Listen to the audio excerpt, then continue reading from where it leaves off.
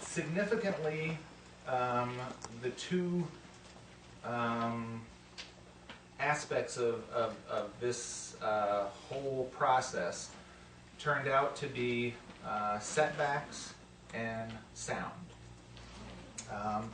I might add anecdotally that the model ordinance that we originally looked at for those limits, setbacks and sound, there were several versions online that were actually being updated and changed as the committee was working.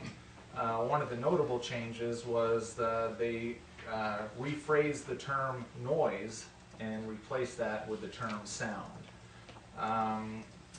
But those are the two aspects of this process that really are the meat of what, in essence, should be controlling in this ordinance.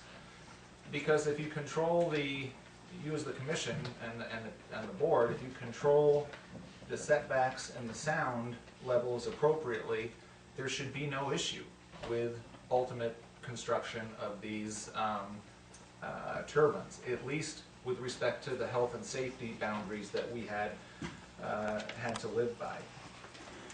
Accordingly, I'm just going to focus the rest of my time on what we found and what the basic recommendations are for that.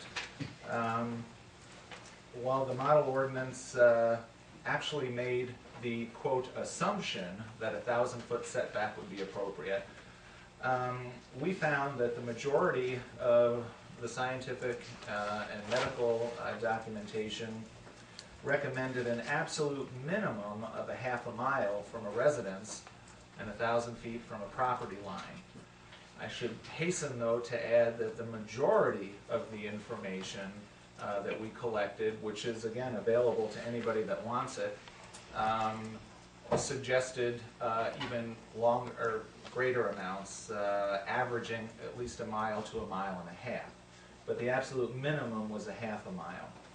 And so that's what we put in the ordinance that we handed out to you.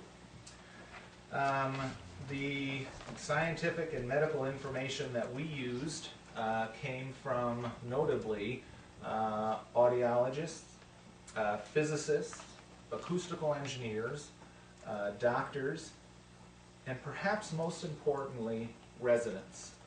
People who are going to be affected by this and who have been affected by this, and we felt that was appropriate to consider.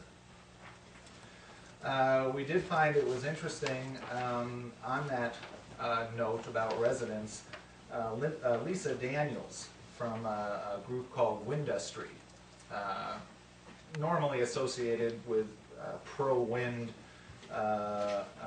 groups.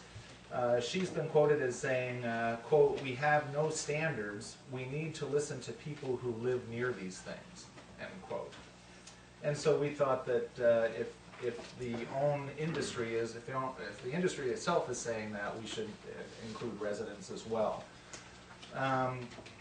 But as far as the actual guts of the numbers and our position, those are all of the that's where the science came from. We also looked significantly to the World Health Organization.